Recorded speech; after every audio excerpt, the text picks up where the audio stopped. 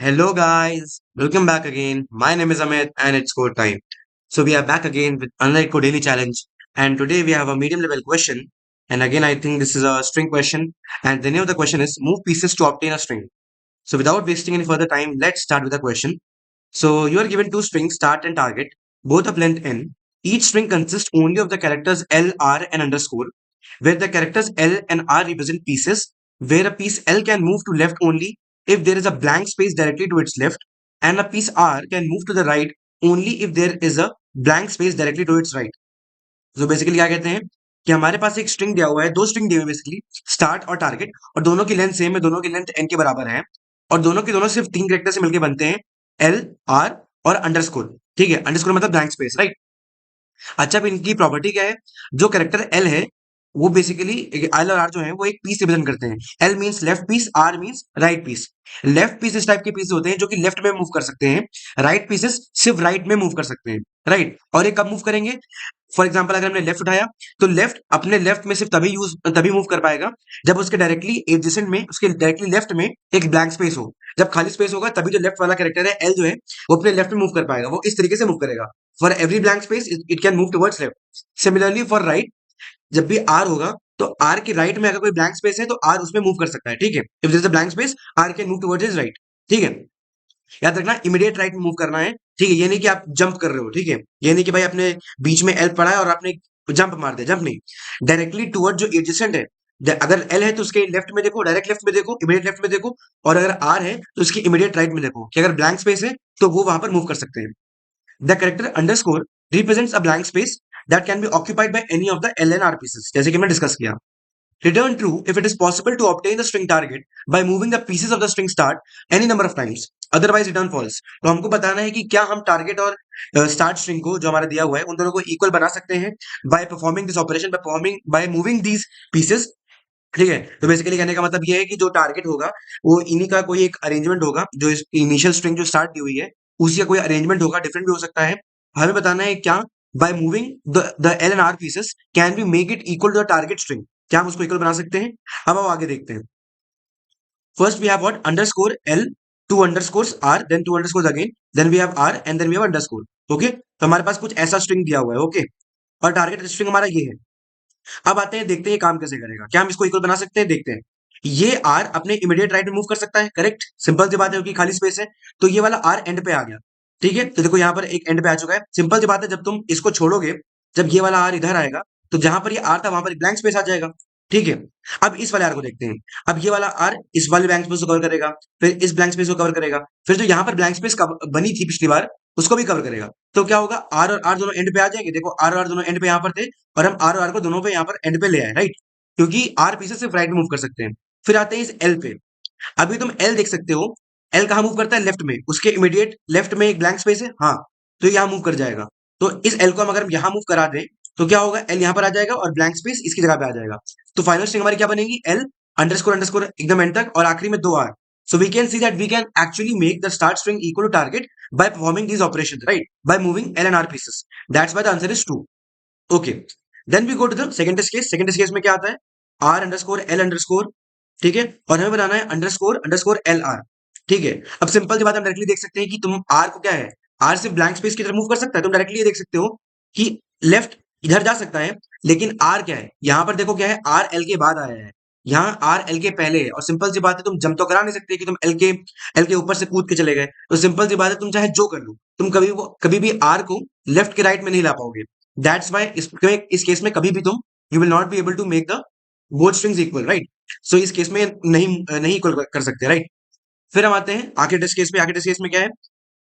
That's why we can see the answer is false in this test case. ठीक है, आखिरी test case में आते हैं. Underscore R, R underscore. अब देखने वाली बात ये है कि भैया यहाँ पर कैरेक्टर मैचिंग तो हो रही है. अगर देखा जाए तो कैरेक्टर मैचिंग तो यहाँ पर दिख रही है कि होती हुई. ठीक है, पर यहाँ पर एक चीज नोटिस करने वाली है. स्टार्ट स्ट्रिंग क्या है? अंडरस्कोर आर है, और एंड स्ट्रिंग क्या है? आर अंडरस्कोर है.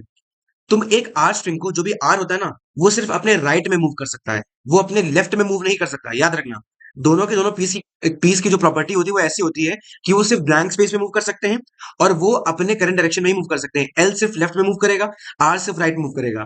आप देख सकते हो टारगेट स्ट्रिंग में क्या है, टारगेट स्ट्रिंग में साफ साफ दिख रहा है कि अगर स्टार्ट से अगर हमको स्टार्ट को टारगेट स्ट्रिंग के बराबर बनाना है, इसका मतलब आर को लेफ्ट में मूव करना चाहिए, but that is not possible, right? अगर आपको स्टार्ट और टारगेट को इक्वल बनाना है थर्ड टेस्ट केस में, तो सिंपल सी बात है, आर को लेफ्ट में मूव कराना पड़ेगा। But you can not move R to left, इसका मतलब ये जो ऑपरेशन है ये वैलिड नहीं है। दैट्स वाई हम कभी भी इन दोनों स्ट्रिंग्स को भी इक्वल नहीं बना पाएंगे, and that's why the answer for this test case is also false.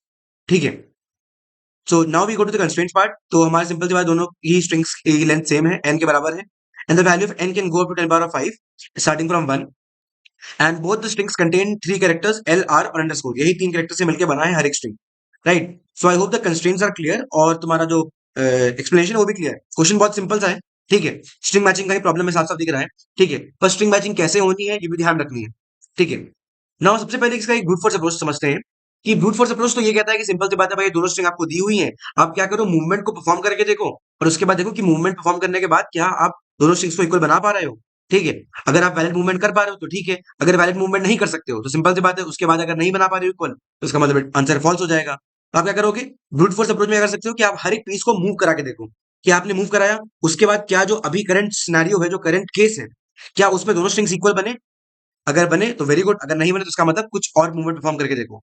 But is that going to work? Simple सी बात है, आप मूवमेंट परफॉर्म करोगे, हर बार ऑपरेशन परफॉर्म करने की कोशिश करोगे, that will give you an easily order N square approach, right? वो डायरेक्टली एक ऑर्डर एन स्क्वायर अप्रोच हो जाएगा। और क्या ऑर्डर एन स्क्वायर चलने वाला है? लुकिंग एट द कंस्ट्रेंट 10 की पावर 5, 10 की पावर 10 आपको क्या देगा? टीएलई। आपका वो अप्रोच तो नहीं चलने वाला। So now what do we do?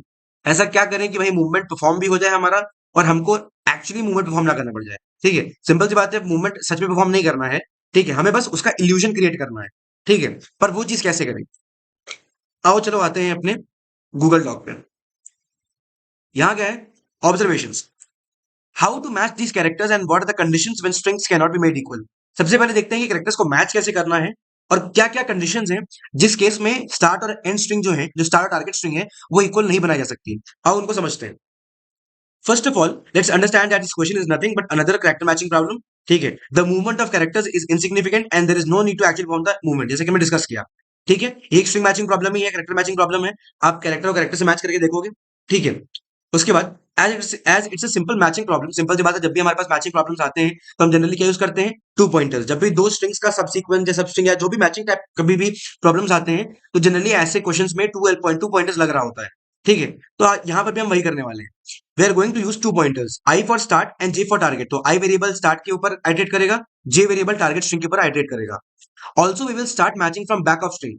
हम क्या करेंगे, जो स्टार्ट स्ट्रिंग दी हुई है और जो टारगेट स्ट्रिंग दी हुई है, दोनों के एंड से आइटरेट करना शुरू करेंगे, दोनों के पीछे से कैरेक्टर्स मैचिंग कराना शुरू करेंगे, आगे से नहीं, पीछे से करने की कोशिश करेंगे।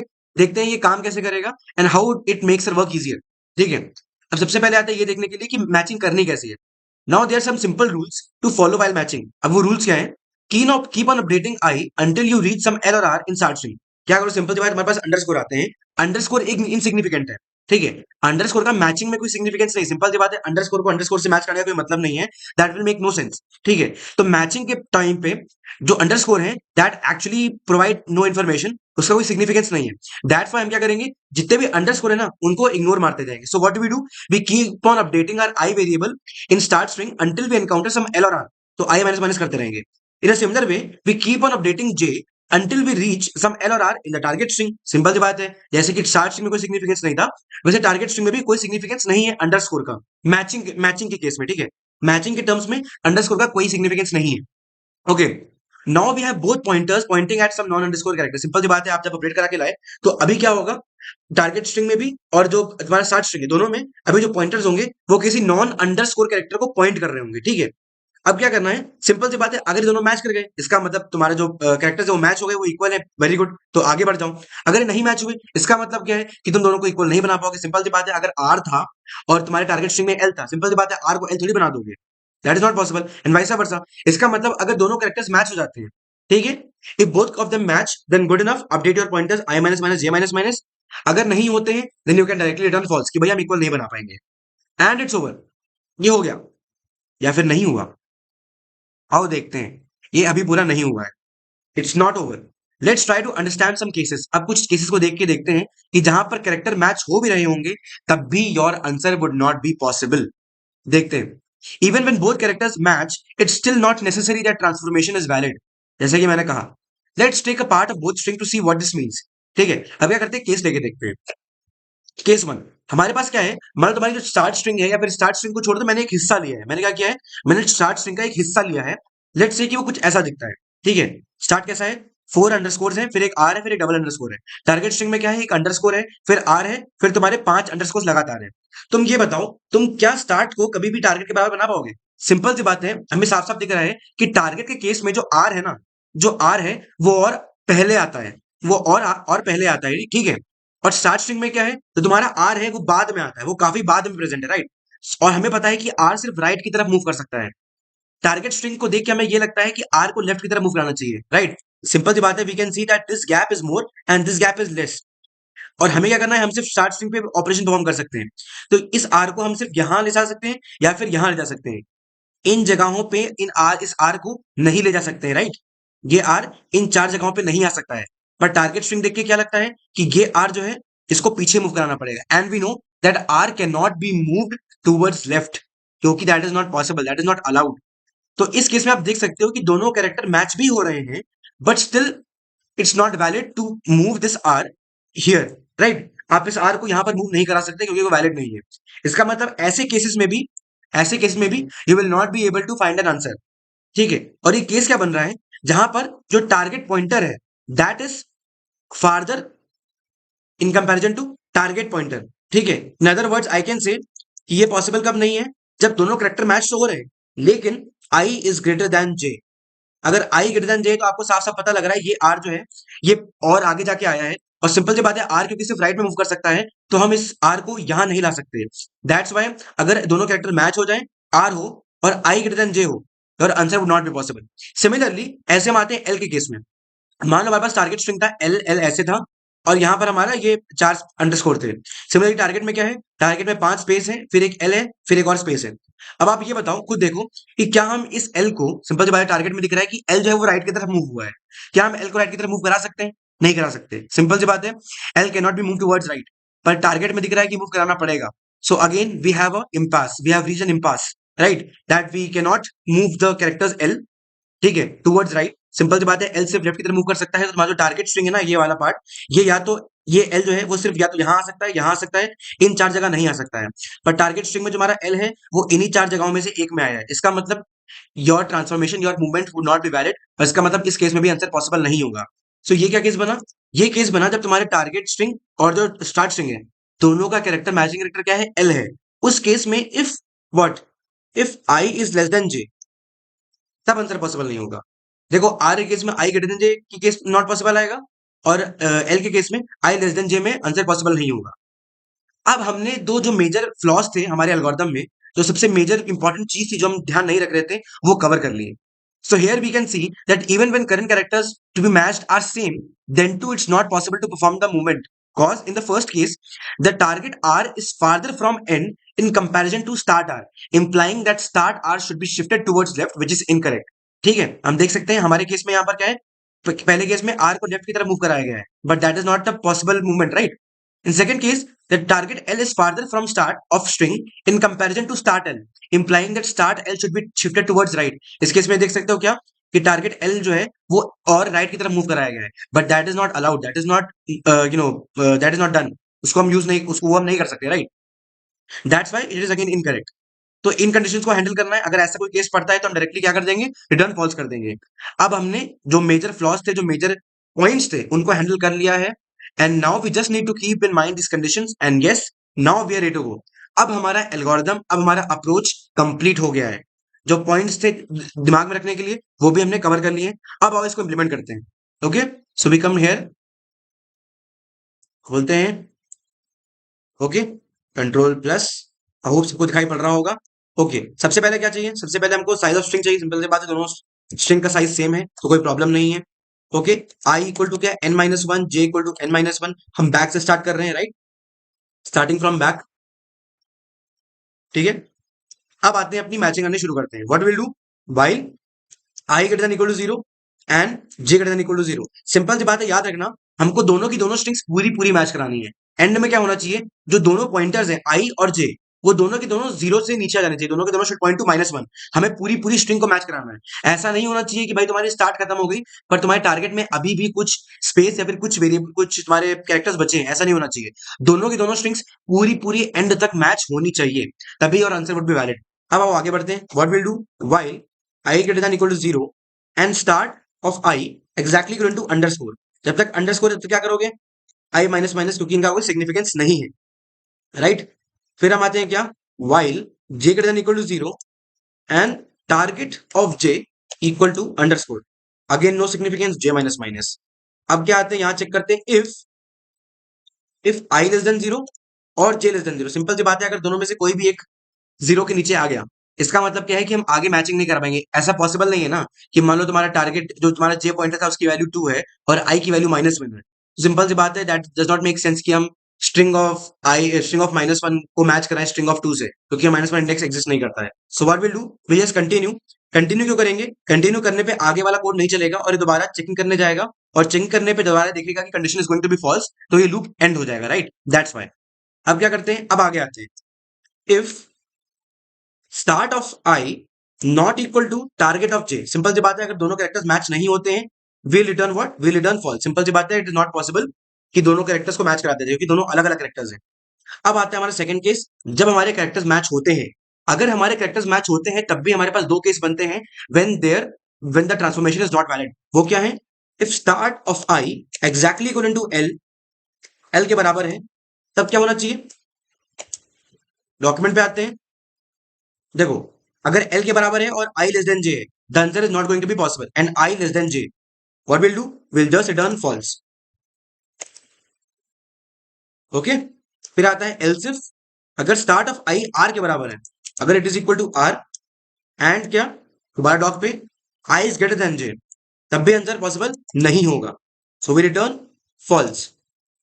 अगर ये दोनों की दोनों कंडीशन ट्रू नहीं हुई, इसका मतलब है कि मैचिंग कैरेक्टर भी है और हमारा जो ये कंडीशंस है कि मतलब ऐसा नहीं है कि भाई आगे पीछे है, ये वैलिड ट्रांसफॉर्मेशन होगा, ठीक है। उसके पास कैरेक्टर्स के पास मूवमेंट के लिए जगह होगी, right. So in that case we can simply update our pointers I minus minus and J minus minus, कि भैया ये वाली मैचिंग हो गई, अब बाकी कैरेक्टर्स को मैच करो आगे जाके, ठीक है।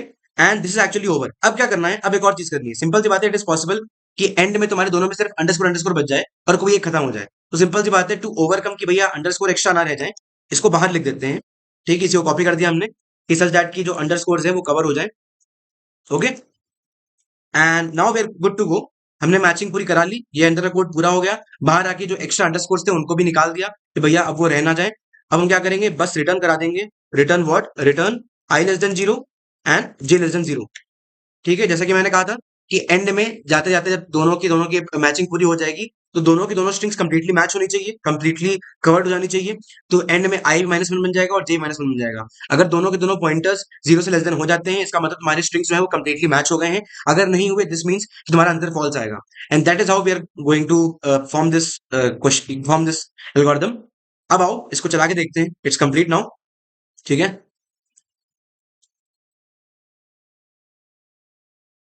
So we can see that our code pass the sample test case. अब सब पे चला के देखते हैं।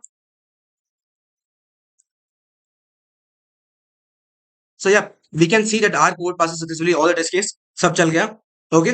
So this was a tricky question, ठीक है। मतलब सिंपल मतलब थोड़ा दिमाग लगाना पड़ेगा, हल्का सा, मतलब स्ट्रिंग मैचिंग का ही प्रॉब्लम है, बट हल्का सा ट्रिकी है क्योंकि इसमें एज केसेस बनते हैं। अगर जो दो कंडीशन हमने एक्स्ट्रा बाद में बताई और डिस्कस की हमने, अगर आप उसको माइंड में नहीं रखोगे तो आप गलती कर जाओगे। इसलिए ये चीज बड़ी ध्यान रखनी है कि कैरेक्टर्स कहाँ पर हैं, उनकी पोजिशनिंग भी बहुत इंपॉर्टेंट है। अब आओ इसकी टाइम और स्पेस कॉम्प्लेक्सिटी डिस्कस कर लेते हैं। सिंपल सी बात है, as we have used two pointers, तो हम सबको पता है कि हमारा पहला टू पॉइंटर जो होता है वो कितने में काम करता है। Our two pointer works in what time complexity, it works in order N, right. Time complexity क्या है, सिंपल सी बात है, दोनों स्ट्रिंग जो है वो साथ में मैच हो रहे हैं। ऑर्डर एन प्लस एम लिखोगे, सिंपल सी बात, दोनों स्ट्रिंग्स का लेंथ सेम ही है, तो ऑर्डर एन प्लस एन लिखो चाहे ऑर्डर एन लिख लो, बात सेम है। Time complexity is order n. अब स्पेस कॉम्प्लेक्सिटी क्या है, सिंपल सी बात है, वी हैव सीन कि we haven't used any extra memory, right. हमने क्या, हमने बस पॉइंटर्स यूज किए हैं, तीन वेरिएबल डिफाइन किए, एन आई और जे, उसके अलावा कोई भी वेरिएबल डिफाइन नहीं किया है, कोई एरे नहीं बनाया है। तो the space complexity is order one या फिर constant space, right. And this is the most optimised approach to solve this problem. So I hope you understood the code part, you understood the explanation. एक बार फिर से मैं go through कर देता हूँ, ठीक है। हमने स्टार्ट किया, उसके बाद अंडरस्कोर को अंडरस्कोर्स हमारे इनसिग्निफिकेंट होते हैं उनको हटा दिया, फिर देखा कि ऐसा तो नहीं कि कोई पॉइंटर लेस देन 0 हो गया। अगर उसके बाद आते हैं, अगर मैचिंग नहीं हुई तो राइटली भी नो कि आंसर इज फॉल्स। अगर मैचिंग हो गई then we have two cases, कि ऐसा ना हो कि भैया तुम्हारा पोजीशनिंग जो है वो इस तरीके से है कि तुम उनको शिफ्ट नहीं करा सकते, अपने आर को शिफ्ट या एल को शिफ्ट नहीं करा सकते। ओके, अगर वो भी पार हो गया तो उसके बाद we'll just update the pointers बाहर आके फिर से, फॉर फॉर सिक्योरिटी पर्पस, कि भाई सिंपल सी बात है, कुछ गलत ना हो जाए, कि मैचिंग कंप्लीट हो जाए, इसलिए जो कि तुम्हारे बच्चे कुछ अंडरस्कोर हैं उनको भी आइटरेट करके हटा देंगे। एंड देन वी चेक कि दोनों पॉइंटर्स अगर लेस देन 0 हो गए then we have an answer, else we have false, right. So this was all for today guys, I hope कि आपको पसंद आया होगा। If you like the problem, if you like the solution, then do like, share, subscribe and comment. You can follow me on LinkedIn and Instagram, those links will be in the description. You can also join our WhatsApp community channel and the Telegram channel for daily updates.